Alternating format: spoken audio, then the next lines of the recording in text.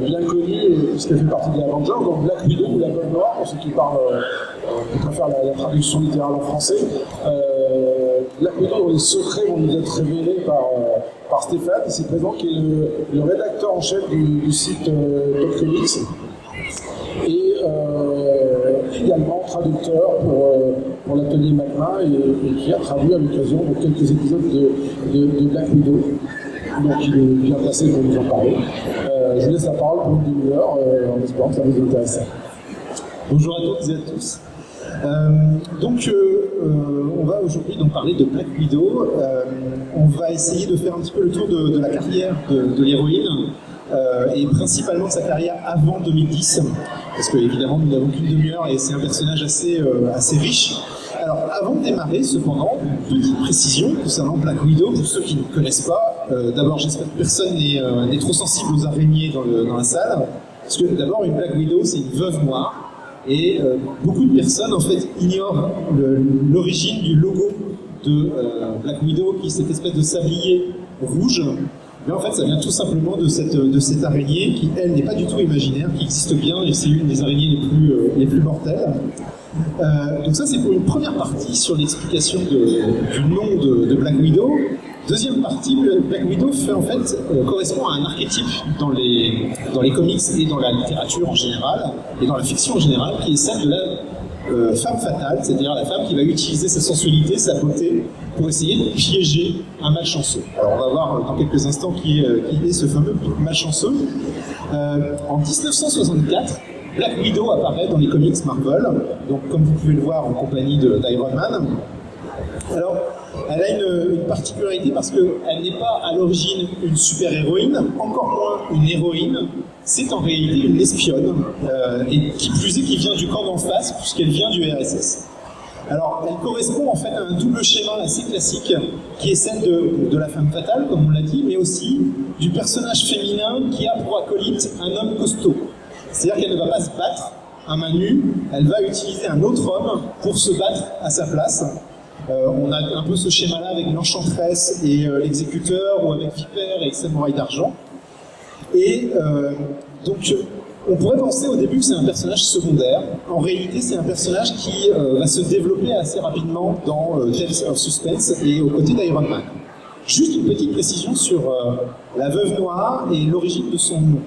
Parce que 1964, c'est une année un petit peu particulière pour un autre héros qui est James Bond, puisqu'en 64 sort l'adaptation au cinéma de From Russia with Love, Bon baiser de Russie en français. Et dans Bon baiser de Russie, on a un personnage qui ressemble un petit peu au personnage de Natasha Romanoff, à tel point d'ailleurs qu'elle s'appelle elle aussi Romanoff dans le film, qui est jouée par Daniela Bianchi, qui est cette magnifique actrice que vous pouvez voir à droite. Et elle aussi, comme Natasha Romanoff, Black Widow, elle va avoir ce côté espionne venue du froid, mais qui va peut-être changer de camp, mais qui est quand même là pour essayer de piéger le héros.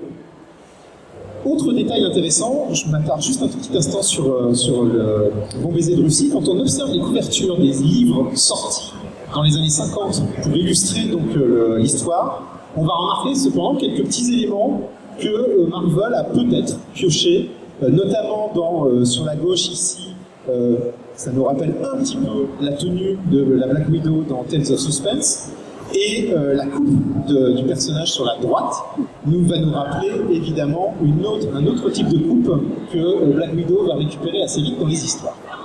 Voilà pour la petite parenthèse James Bond de l'intervention.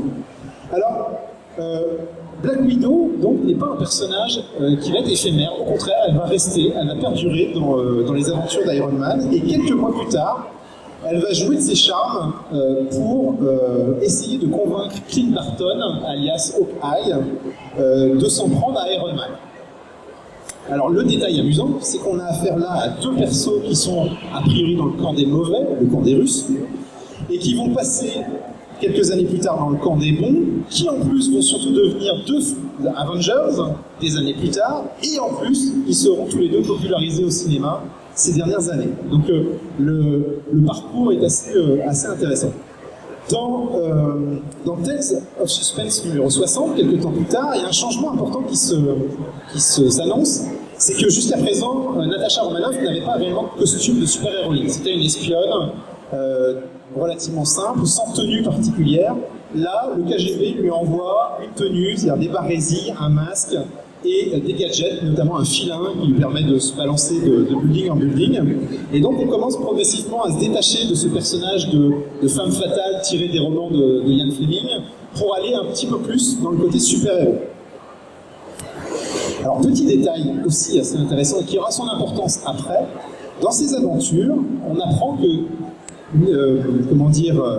Nikita Khrouchtchev a carrément en fait enlevé les parents de Black Widow et l'oblige en réalité à travailler pour la Russie en menaçant de tuer ses parents. Vous verrez que ce petit détail a son importance parce que justement ses parents vont être un petit peu oubliés par la suite dans la continuité Marvel. 1965, soit... Ah, j'étais un petit peu trop vite. En 1965, Hawkeye va quitter la série Tales of Suspense et va quitter le giron d'Iron Man pour rentrer chez les Avengers. Les Avengers de Captain America avec la sorcière rouge et Vif Argent. Les conséquences pour Black Widow sont assez, a priori assez dramatiques puisqu'elle va carrément disparaître alors pas de l'univers Marvel, mais en tout cas elle disparaît des publications pendant quelques temps. Et Hawkeye va expliquer qu'en fait, le KGB s'est vengé, l'a grièvement blessé et il n'a pas eu le courage d'aller la voir à l'hôpital. Bref, on sent qu'il y a quand même toute cette histoire n'est pas tout à fait claire. Et deuxième problème, Hawkeye va intégrer les Avengers. À cette époque, pour Marvel, c'est très compliqué de vouloir intégrer un personnage féminin qui se bat à main nue, qui est un personnage russe qui travaille pour le KGB, ça fait beaucoup trop. Alors elle va être un personnage secondaire des Avengers, mais elle ne va pas réellement faire partie de l'équipe. En 70, jusque dans les années 70, et donc en 1970, pardon, elle rejoint le SHIELD. Et en fait, elle claque la porte des Avengers de Clint Barton. Elle prétend qu'elle ne l'a jamais aimé. Bref, a priori, rideau pour le personnage de Black Woman, elle s'en va. Sauf qu'en réalité, Marvel a d'autres plans pour ce personnage. Bah oui, parce que quelque part, avoir un personnage qui s'appelle Veuve Noire, et d'un autre côté, avoir un personnage qui s'appelle Spider-Man, ça serait quand même dommage de ne pas les faire se rencontrer.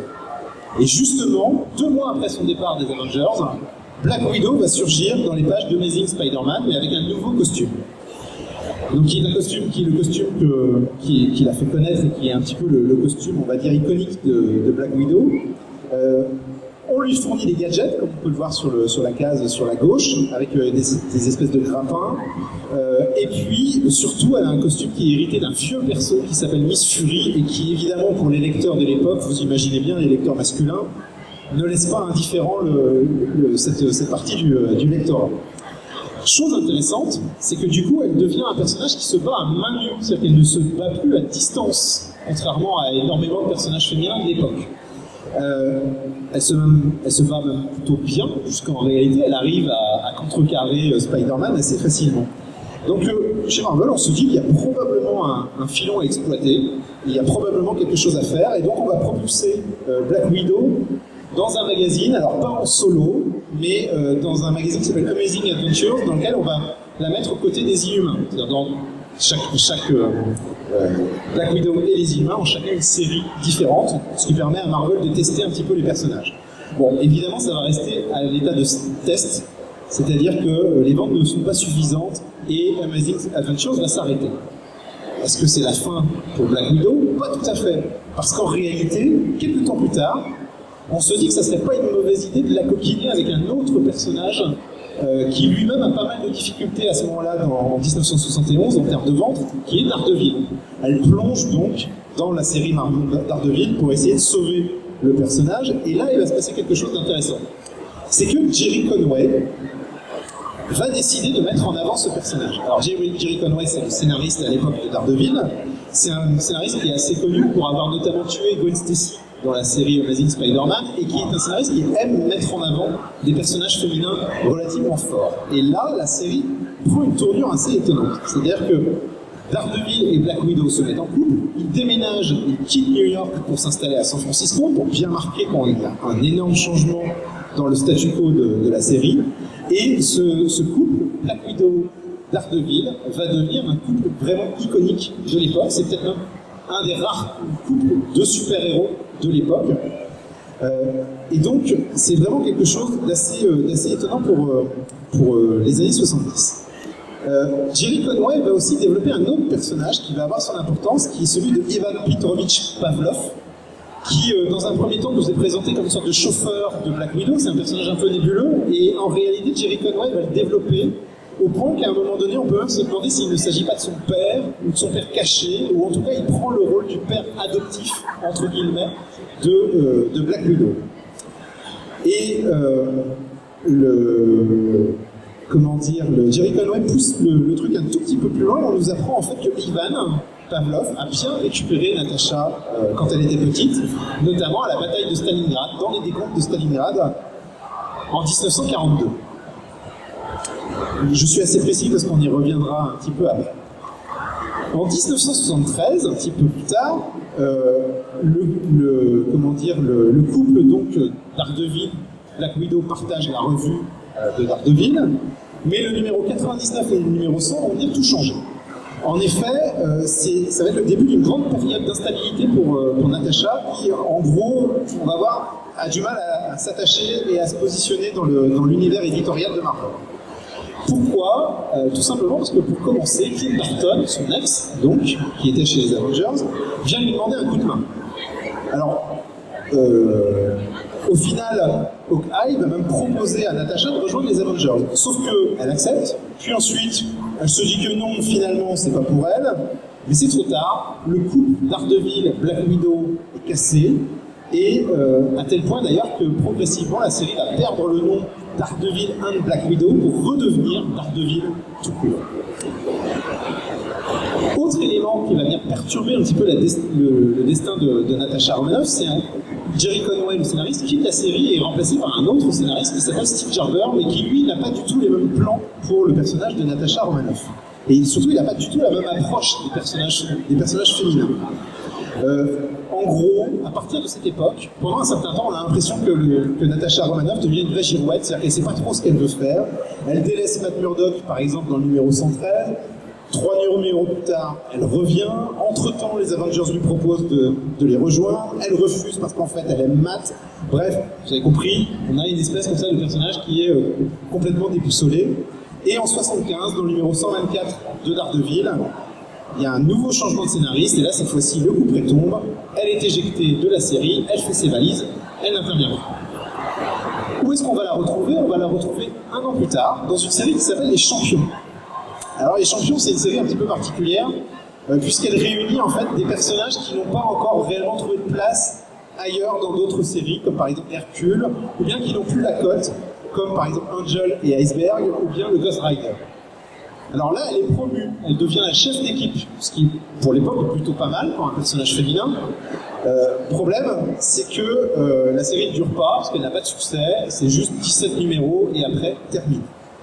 Alors on pourrait penser à nouveau que le personnage va disparaître, mais non, sa particularité à Natasha, c'est d'être particulièrement tenace et s'accrocher. Parce qu'à la même époque, dans la série Avengers, vous avez un super vilain qui s'appelle le Collectionneur, qui a décidé de collectionner, entre guillemets, tous les personnages qui ont été plus ou moins proches des Avengers. Et évidemment, Natasha fait partie du lot. Si bien qu'elle profite de la situation pour continuer à apparaître dans Avengers régulièrement. Un petit peu plus tard, en 78, Roger Mackenzie, c'est un scénariste, il travaille sur Daredevil, et lui, il n'a pas oublié la relation un petit peu particulière qu'il y avait entre Daredevil et Black Widow. Et donc, il ramène Black Widow dans la série Daredevil, à côté de Matt Murdock. Sauf que là, pour le coup, Natasha n'a pas de chance. Parce qu'à cette époque, Mackenzie collabore avec un jeune scénariste, un jeune artiste plutôt, qui s'appelle Frank Miller. Et Frank Miller, lui, il a d'autres plans pour Daredevil. Il souhaite en fait créer un trio amoureux entre Matt Murdock, Eve Hrinson, qui est en fait la petite amie de Matt Murdock à cette époque-là, et un personnage qui prendra une place très importante dans la mythologie de Daredevil, qui est Elektra. Donc du coup, le personnage de Natasha Romanoff n'a plus vraiment de place dans la série Daredevil. Frank Miller va quand même redesigner le personnage. C'est-à-dire qu'elle va complètement changer de look, puisqu'elle va avoir cette fois-ci une espèce de tenue moulante grise au lieu de cette tenue noire qu'elle avait, et surtout une coupe de cheveux courte contrairement à ses cheveux longs qu'elle pouvait avoir, et un symbole d'araignée un petit peu plus voyant sur la poitrine et dans le dos. Reste que le problème, c'est que le personnage de Natasha Romanoff, avec le temps, s'est un petit peu démodé. Nous sommes au début des années 80, il y a bien un épisode de Marvel Fanfare qui met en avant le personnage de Natasha Romanoff, mais globalement elle est confrontée à plusieurs problèmes. Le premier problème, c'est que elle n'est plus... Dans les années 60, elle était une sorte de personnage forte, très différente des autres filles un peu nunuches qu'on pouvait trouver dans les comics. Mais entre-temps, les autres personnages féminins, ils ont évolué. Et donc, du coup, elle se retrouve face à une nouvelle génération de super-héroïnes, comme Spider-Woman ou bien Miss Marvel, par exemple. Et autre élément, certains personnages féminins, entre-temps, ont vu leur pouvoir augmenter. Je pense par exemple à Jean Grey, ou à Susan Storm, la femme invisible, ou bien la sorcière rouge. Et donc, du coup, petit à petit, effectivement, elle se retrouve face à une certaine concurrence et à un côté un petit peu démodé. Finalement, le côté personnage venu, espionne venu du froid, qui va trahir les héros, c'est un petit peu passé. Et puis, il y a un autre problème, c'est que si on y regarde bien, en 1942, comme je le disais tout à l'heure, elle était censée être une fillette. Or, ça voudrait dire que dans les années 80, Natasha Romanoff aurait plus de 50 ans. Donc, on est toujours dans ce problème de concurrence avec d'autres personnages féminins. Alors, on va nous expliquer qu'elle a reçu une sorte de traitement du KGB qui fait qu'elle vieillit plus lentement, mais mine de rien, il faut bien que quelqu'un vienne un petit peu la sauver et la sortir de la torpeur dans laquelle se trouve le personnage. Et en 90, Chris Claremont, dans un épisode de Uncanny X-Men, rattrape Natasha Romanoff et un petit peu artificiellement, le temps d'un épisode, va rattacher son histoire à celle de Captain America et de Wolverine. Certes, c'est un peu artificiel, c'est un petit peu tiré par les cheveux, mais ce qui est intéressant, c'est que du coup, ça profite à Natasha Romanoff qui, en profitant de ce coup de projecteur, relance sa carrière. Jusqu'en 91, elle va rejoindre les Avengers, et là, pour le coup, elle va y rester un certain temps. C'est-à-dire qu'elle va rester pendant 5 ans au sein de l'équipe, et surtout, elle va devenir la chef des Avengers pendant une certaine durée, ce qui est une sacrée promotion pour un personnage qui finalement, jusqu'à présent, n'a pas eu de titre à soi en particulier. En 96, au milieu des années 90, l'univers Marvel est secoué par un super vilain qui s'appelle Onslaught, qui décime la plupart des héros Marvel, mais pas Natasha Romanoff. D'ailleurs, là, il se passe quelque chose d'assez intéressant, qui rappelle un petit peu ce qu'on a pu voir dans le film Avengers Endgame, au tout début du film, où Natasha Romanoff est en train de broyer du noir. On a un peu cette même ambiance à cette époque, où les héros ont disparu, elle est restée, et pourquoi elle est restée, et que faire pendant ce temps-là, et comment les retrouver. L'après-Onslaught voit en fait le retour des héros Marvel dans l'univers Marvel, bien entendu, et Black Widow va se faire un petit peu plus discrète. Et là, il va falloir attendre 99 et l'arrivée de Joe Quesada, et notamment d'une collection un petit peu particulière chez Marvel, qui est la ligne Marvel Knights, où là, par contre, le personnage de Black Widow va connaître une seconde vie par un procédé assez intéressant, c'est-à-dire qu'on nous explique que le KGB a entraîné une nouvelle Black Widow qui s'appelle Yelena Belova. Et donc évidemment, la tentation est grande d'opposer ces deux personnages, en plus la rousse, la blonde. Donc évidemment, pendant 3 mini-séries, on va jouer sur cette confrontation entre l'ancienne et la jeune veuve noire, qui va l'emporter. Évidemment, c'est l'expérience qui gagne, et au final, Black Widow va finir par prendre le dessus. Ce personnage de Yelena Belova, il n'est pas impossible que vous le voyez l'année prochaine au cinéma, dans le film Black Widow qui va sortir. Donc pendant 3 mini-séries, de 99 à 2002, on ne va pas cesser d'opposer donc, ces deux personnages. Et puis, dans ces années-là, Black Widow va aussi profiter d'un projet cinématographique qui n'aboutira pas. C'est-à-dire que vous avez le studio Lionsgate, qui en 2004 envisage d'adapter déjà Black Widow au cinéma. Et du coup, Marvel va essayer de profiter de cet intérêt pour le personnage et embauche un romancier qui s'appelle Richard K. Morgan, qui va écrire 2 mini-séries en 2004 et en 2005 sur Black Widow. Le seul problème, c'est que l'arrivée de Richard K. Morgan lorsqu'il arrive sur le titre, certains éléments du passé de Natasha Romanoff, il va complètement les occulter et ne pas les utiliser. Résultat, ça va commencer à créer quelques petits problèmes au niveau de la continuité Marvel. Au milieu des années 2000, les contradictions au niveau de son histoire, de son passé, ne vont pas cesser de se succéder. Par exemple, dans la série Marvel Origins, on va nous expliquer que, en fait, dans les années 30, Natasha a été élevée par son père et que Wolverine a entraîné Natasha Romanoff à devenir une espionne. Bon, c'est pas forcément cohérent avec ce que l'on a connu auparavant. Et puis ça pose une autre contradiction quand on apprend notamment que le soldat de l'hiver, c'est-à-dire Bucky Barnes, a connu Natasha Romanoff quand elle était jeune, a travaillé avec elle, ils sont tombés amoureux, bref, il commence à y avoir un sacré flou et un sacré micmac au niveau du passé de Natasha Romanoff. Et ce micmac va être encore accentué par une autre saga qui est Civil War. Civil War 2006-2007, c'est cette saga où la communauté super-héroïque de Marvel s'affronte autour d'un projet d'enregistrement des identités des super-héros. Et là, en fait, de la part de Marvel, il y a quelque chose qui est assez étonnant. Quand on y regarde bien, Black Widow va choisir le camp de Tony Stark, ce qui n'est pas incohérent non plus avec son passé. Mais ce qui est assez curieux, c'est que tous les hommes qui ont pu avoir de l'importance dans sa vie se retrouvent dans le camp opposé. Donc c'est assez étonnant, d'ailleurs, dans ce camp opposé, on va y trouver Cap, Captain America, on va y trouver Hercule, Daredevil, Clint Barton et Bucky, ce qui est assez surprenant. En fait, pour Marvel, il s'agit d'essayer de la rapprocher du personnage de Tony Stark, tout simplement parce que dans les années à venir, dans les années suivantes, il y a un personnage à introduire dans le Marvel Cinematic Universe, qui est le personnage de Black Widow dans Iron Man 2. Et donc, cette idée de vouloir, dans les comics, la rapprocher de Tony Stark permet petit à petit de développer cette idée aussi au cinéma. Depuis 2010, et donc Iron Man 2, il y a eu 3 mini-séries dédiées à Black Widow. 3 mini-séries, donc une première signée Marjorie Liu en 2010, une seconde signée Nathan Edmondson en 2014 et une dernière en 2016 signée Mark Waid. Mark Waid et Chris Samney d'ailleurs, qui sont 2 auteurs qui ont bossé sur Daredevil juste avant, tout par hasard. Et ce qui est intéressant dans ces séries, c'est que ce sont des séries qui vont s'intéresser sur la vie à côté, les à côté de la vie de Natasha Romanoff, c'est-à-dire qu'on n'était ni agent de S.H.I.E.L.D., ni Avengers. Évidemment, maintenant, quel va être l'avenir de Natasha Romanoff? Est-ce que les films vont venir expliquer certaines contradictions? C'est ce qu'on saura dans quelques mois, puisque le film, je crois, sort au mois de février prochain. Est-ce que vous avez des questions? N'hésitez pas, on ne mange pas.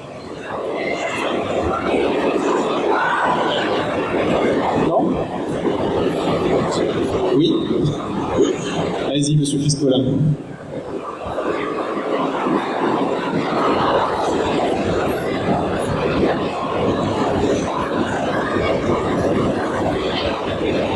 Moi, je voulais savoir ce que tu attends du futur film Black Widow. Ah, je ne suis pas forcément le meilleur placé pour répondre à cette question, parce que les films du MCU, je les trouve intéressants et je les trouve, distrayants, mais pas forcément beaucoup plus. Ce que moi j'attends du film Black Widow, c'est qu'on nous explique un petit peu plus son passé. Et j'adorerais, moi personnellement, qu'on travaille sur cette période qui nous est montrée au début de Endgame, c'est-à-dire où les super-héros ont perdu, où ils dépriment.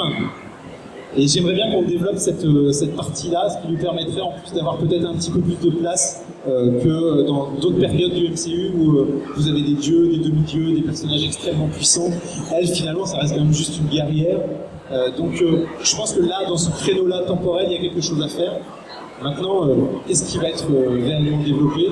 En plus, l'enjeu n'est pas sur le personnage en lui-même, on connaît son destin dans Endgame, je vais pas le spoiler, donc ça ne sera certainement pas l'avenir de Black Widow.